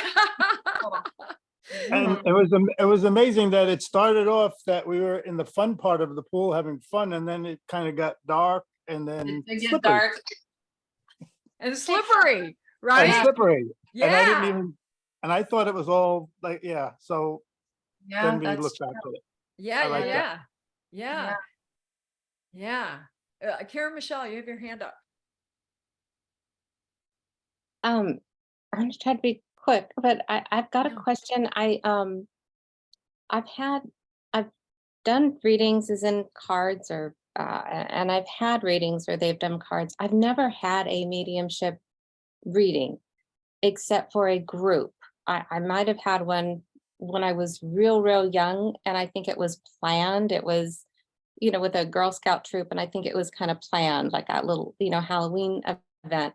So with the group one that was more recent, when I asked a question later about, because they said they were very exhausted afterwards, that it was very exhausting to do mediumship. And I asked why, and they said, well, when you have that openness, or when the other side notices that you can communicate, they all come running at you and it's exhausting. And I mean, it's, I see, you know, I see both sides. I haven't had that experience. I'm knocking on wood, but and I feel refreshed after these workshops that you're doing. I feel very refreshed afterwards. So is that something that happens, or what was that? So, okay, so this is the way that I want to explain it. That's why it's important to build the power. It's important to raise your vibration and be able to hold it, because if you're not spending time doing that, you can get extremely exhausted. And this person probably absorbed a lot of energy and hadn't released it. I release it every time. And I feel refreshed too, but I can tell you from doing expos where I did like 15 to 17 reads, I would be exhausted because I was absorbing a lot of energy. But as time went on, because I rose my vibration, it wasn't exhausting. It became like empowering. But at the same time, if I didn't release it, I could wake up the next morning feeling like I had a hangover. So, so to me, people, when I first started out, it was exhausting. Okay. But I don't feel that way anymore. I was so tired, but it's because I wasn't used to holding my vibration, to holding that vibration for that long. Oh, Jacqueline, what has been your experience there? The same for me. When I first started, and I'd do readings, I would feel exhausted. Even just after one, for half an hour, I would feel exhausted. And over time, it's just different. I think it's as you build your vibration, as you build your experience, I think that all changes and it's less exhausting. I'm not saying that you could do 6 reads and you wouldn't be exhausted. You would, if, as you say, you're not releasing it and everything. But and you're not holding your vibration for, you know, what would that be, 3 hours? I mean, you know, that's a long time. Anyone would, but yeah, definitely not the same as when I started at all. And I think when you're starting out, it's natural to feel exhausted even after one reading for like 20 minutes, half an hour. I think it's perfectly natural. Yeah, exactly. And I can tell you, when I put myself in a situation, I don't recommend anybody doing this, but when I first started out, I went to an expo and I did like, I don't know, 15 reads. And it's like, you've been running a mile your whole life, and then all of a sudden you're just going to run a marathon. That was stupid. Let me tell you what happened. The next morning I was throwing up. Literally, I was at the toilet throwing up because I had not grounded. I absorbed all that energy and I wasn't used to running a marathon. You cannot do that to yourself. And I was literally puking in the bathroom. And I grabbed the stone at an expo and I just started crying my eyes out because I was not used to doing all that. I put myself through hell. So don't do that to yourself. You have to build. I used to, I think I was taking on energy when I first started doing therapy, as in psychological therapy. You do. I would be exhausted after the first day, and I had about 40 clients, and I don't know why, but they would get very, very attached, like immediately, and I had a hard time adjusting to that. I did after a while, but that was just an overload. Mhm. Thinking Yeah. I was taking on an energetic as well. Right. Oh, You yeah. do. It Yeah. doesn't matter whether you're doing spirit or whatever. You're in front of that energy, Karen Michelle. And so it's about calling back your energy and dissolving the cords to that, and and giving them back their energy and calling yours back in so you're whole again. Sending it back with healing. And and that's what we have to do. And so I can tell you, getting back to that question where somebody said that they were tired, I would say that they probably need a little bit more work in building that vibration and building the power and blending with spirit, because you don't, once you do that, you don't get as exhausted. Yeah. Kathy, you had your hand up. Yeah, I seem to, I can feel, I can hear, and I can see things. That seems to come quite easily and sometimes very quickly. But my challenge is getting the message, Mhm.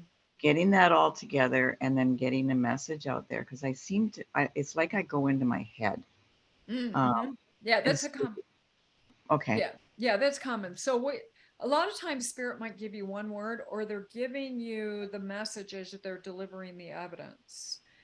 A lot of times what I will do is I will say, after I got several pieces of evidence, I will say, okay, what is the message? Why are you here? Okay. And they might give you one word. And one of the things that I've noticed with spirit is that they're very simple, but the word that they choose is very complex, and you can build out something with that. And you can Oh, feel it and you can sense it. okay. what you're supposed to be delivering for this person. So I'm thinking too hard on it then. Yeah, right. You just say, you look, Mhm. you say, okay, I got this evidence. Now what is the message? What is Mhm. it that there's a reason that this spirit came in for that person? What is the message? Right, right, What is, absolutely. mm-hmm, Mhm. you know, and so, and with my evidence or with my messages, mine doesn't come in the form of a clairvoyant. Mine comes in as a knowing. Okay. So, you know, like for example, with my mediumship, with the evidence, I'm seeing, sensing, sometimes smelling, I'm feeling, but the message switches to a knowing for me, I think. Yeah, and everybody's different, but Yeah. maybe I'm just overthinking it Yeah, sometimes. don't think yeah, we don't want to think, right? We want to stay out of our logical brain. Sometimes they seem so generic, and I'm like, okay, that can't be it, but maybe that is part of it. Once you give the evidence, you have the person's attention, Mhm. and the message might be simple. I think I got it now, Jacqueline. You know, Kathy, what might help you, and this actually came from Rochelle herself when I was speaking to her some other time, but it really helped me when I was in the churches doing on the Saturdays doing the readings.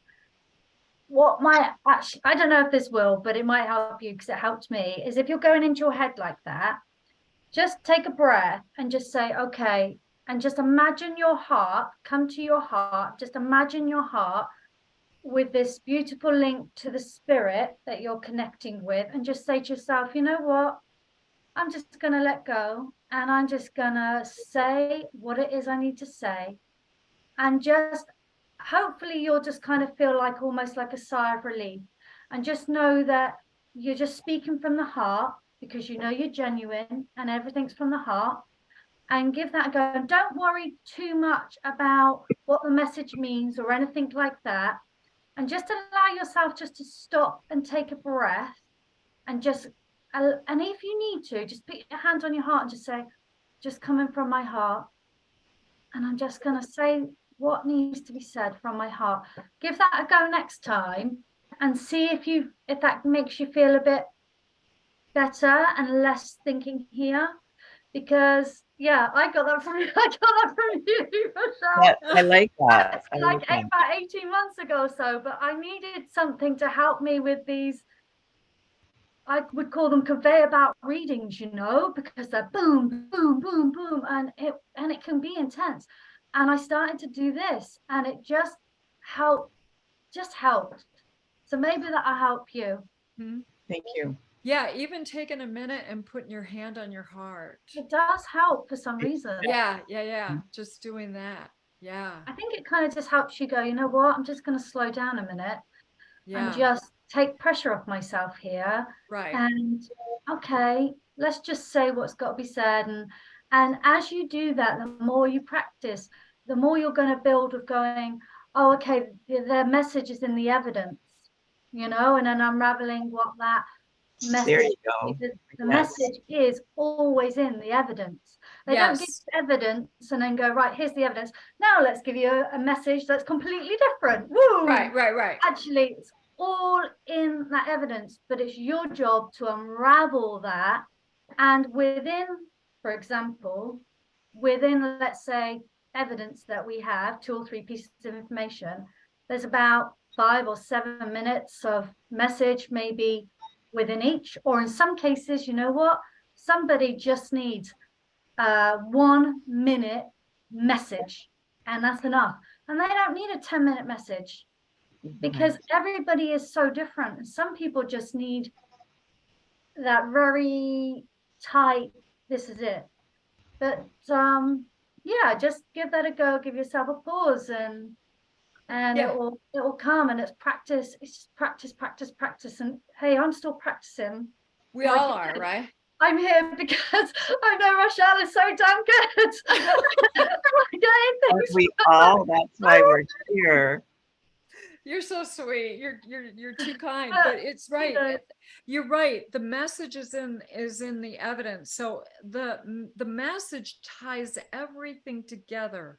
It's like the bow that is put on the package. yeah, Yeah, that's what it is. You're wrapping up you're putting Yeah. a bow on the package for everybody. That's the way Yeah. you should think of it. Yeah.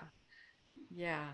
And it's a beautiful thing. It really is. And when people receive it and gosh, it's just awesome. And I was just reviewing when Jacqueline and I were doing that trans channeling class, we were doing that advanced, and then we did that trans channeling class. Jacqueline, I went over that was 18 months ago, and you said there's an Indian here.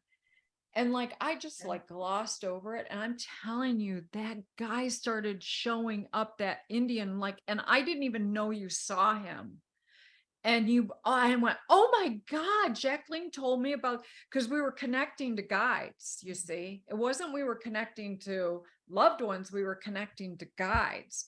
And so and she brought him through, and then all of a sudden, boom, he was there, boom, he was there, boom, and then on top of that, the message that she gave in this trance was just like, oh my, I mean, it's everything and more. And I went, it was so cool to hear that again. It was amazing. So thank you, Jacqueline. And it's funny how 18 months later, how much you go back and look at these reads. It's just amazing. I'm gonna listen to it later. Thank you. Yeah, it was amazing. So it's okay to feel out of your comfort zone, and it's okay. I'm telling you, Anita, I know how you're feeling right now. I can feel it. I can feel it with you. And you are good at this.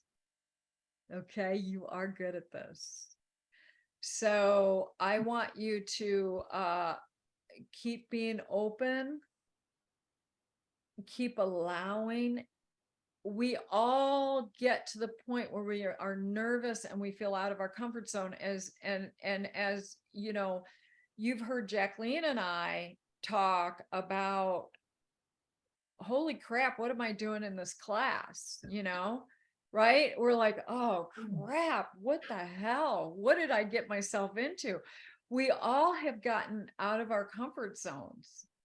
I mean, I was literally not trained. I was trained by my aunt, who was a spiritualist minister, very well known, very whatever. Everybody knew her. And, here I am. I trained with her, but I really never had any formal training other than spirit and what we did every single day when we got together. That seems so natural to me, but I had never been through any formal training. And I show up at this advanced class and it's like, what the hell am I doing here? And so we all feel that way. And I just want to encourage you to continue to connect with spirit. And our logical mind, I'm telling you, our logical minds screw us up at and whatever level you're at. Whether you're advanced, we all deal with it because that's our humanness and we are human. So just know that and just allow it to flow. It's okay, because what I am feeling with you as you are working with clients, that there's a flow there. And right now, because we're practicing, it does feel a little unnatural. So what I encourage you to do as we're practicing, maybe look at these people as your clients. Okay. Yeah. And maybe think of it that way. And then that's going to feel more normal to you, or natural to flow. Like, what am I doing to help and serve this person? How am I going to guide them to where they need to go? And maybe try to look at it that way instead of it looking like a mechanical exercise. Okay, I have to get evidence and I have to do this.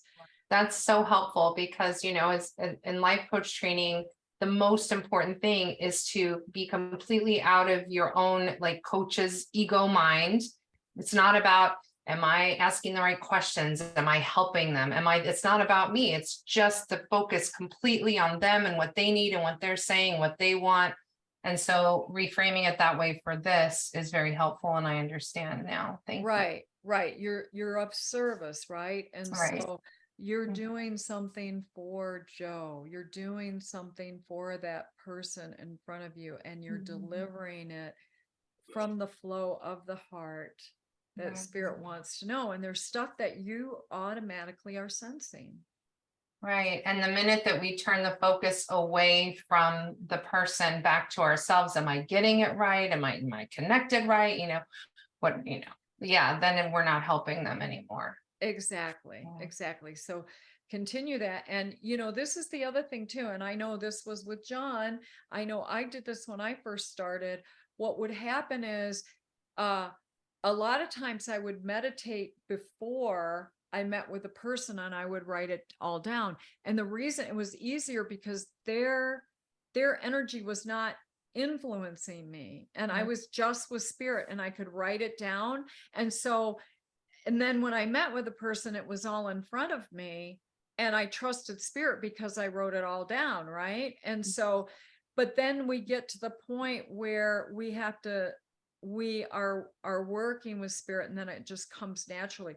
But at first we do want to write it down, because it's like, did I see it? Did I experience it? Well, I want to say, yes, you did, because you wrote it down. And like, I would write things down because I didn't trust, my logical mind would stop, and it's like, no, you saw it, so you have to deliver it because you wrote it down. You saw it, so you wrote it down, so you got to say it. Okay. Yeah. That's what I did to myself. And then it was like, then I stopped questioning myself because it was on paper that I saw it. And I used Yeah. to write things down because I couldn't keep up in the beginning.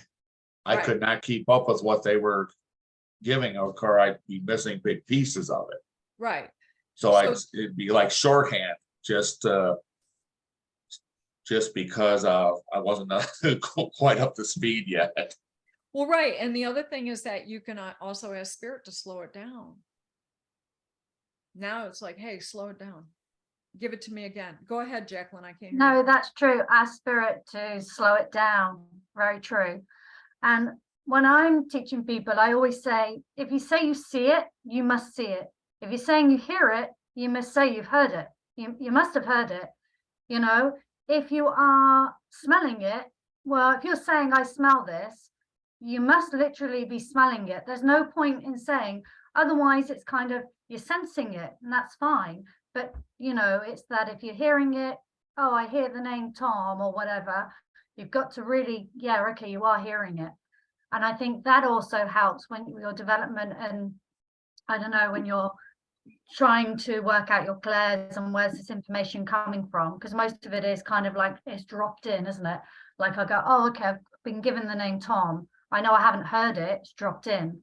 But sometimes I'll be like, oh, okay, I heard that, and it's an accent. So I know I've heard it because I'm hearing it in a completely different accent. That hasn't happened to me very much. I think it's happened to me like twice, and I've been doing this for 10 years.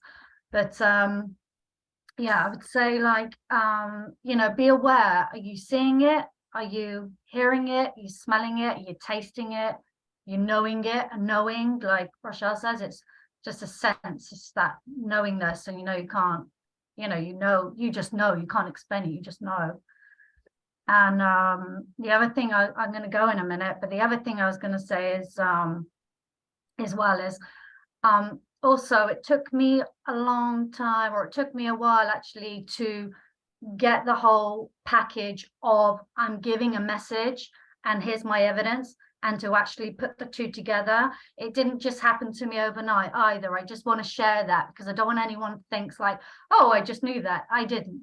It took me a while to figure that out, because I think, despite what Rochelle says, from my opinion, I think she had some of the best training with your family or aunt, because it was just there. Whereas the training I had was through these spiritualist churches, and it wasn't all that good, actually. There were some bits there, but for 5 years, I wasn't taught particularly the best way. And I had to kind of go, well, that's okay. And I had to unpick a few things.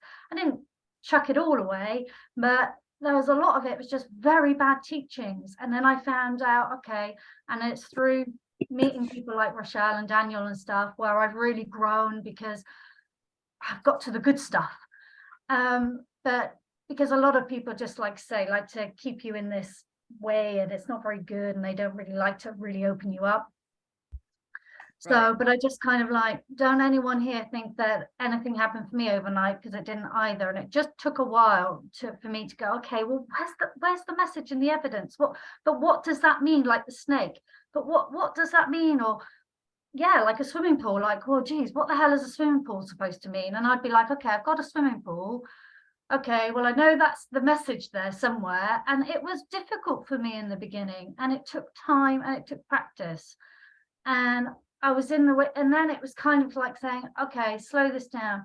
Okay, Spirit, I need you to give it to me again. This isn't working. Give it to me another way. Okay, still not working. I need it another way. Because what you've got to remember is it's a two-way street. It's not just you. They are learning and training as well. They need to know, how do I work with Anita? How do I work with Kathy? How do I work with John, etc., and Joe, blah, blah, blah, blah. Okay, you've got a new guide coming in. That guide's got to figure out how to work with you. So it's a two-way street. It's a partnership. Never, ever, ever, ever forget that, because it's so easy. So just remember, you're never on your own. It's a whole theatrical stage behind there going on. You have no idea.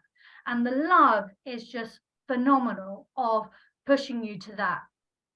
So just, if you need to, take that breath, slow it down, ask Spirit, okay, don't get it. Show me it a different way.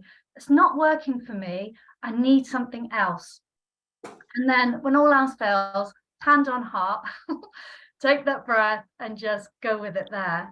But these are just little things I hope from my experience will help you guys, Mhm. you know, just say, not working for me, try something else. Okay, still not sure, give it to me another way. You're allowed to do that. Don't forget, you're allowed to do that. It's a complete partnership, and it needs to work for the both of you for them to get this message to that recipient. So yeah, Yeah, and don't give up. And don't give up. yeah, and the other thing too, I want to close this out. I want everybody to call back their energy, and we're gonna close, So I want to do that really quick. Jacqueline, thanks. If you have to leave before we finish this, that's fine.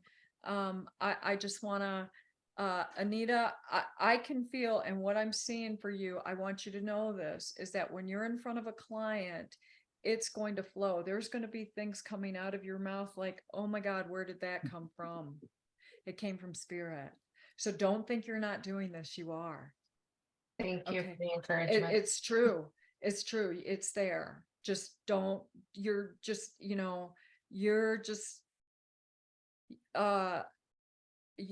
are worthy. You are doing this. You are getting this. It's coming. It's just that you're a little bit out of your comfort zone, and that's okay. We've all been there. Okay. Okay, thank you. Yeah. Okay, really quick, let's say a quick prayer and let's call back our energies. Okay. Father, Mother God, we are just so grateful for the day. We are so grateful that you have taught us and that we're working in a symbiotic way with our guides and with the spirit world. And you allowed us to blend and bring forth messages of healing, guidance, upliftment, and reassurance. We know that this is, something that is complex yet simple. We are calling back our energy to disconnect and bring us back to our wholeness and love. And we are just so grateful for this wonderful experience as we expand our awareness, we expand our consciousness and grow in love with Spirit. And with that, I say amen.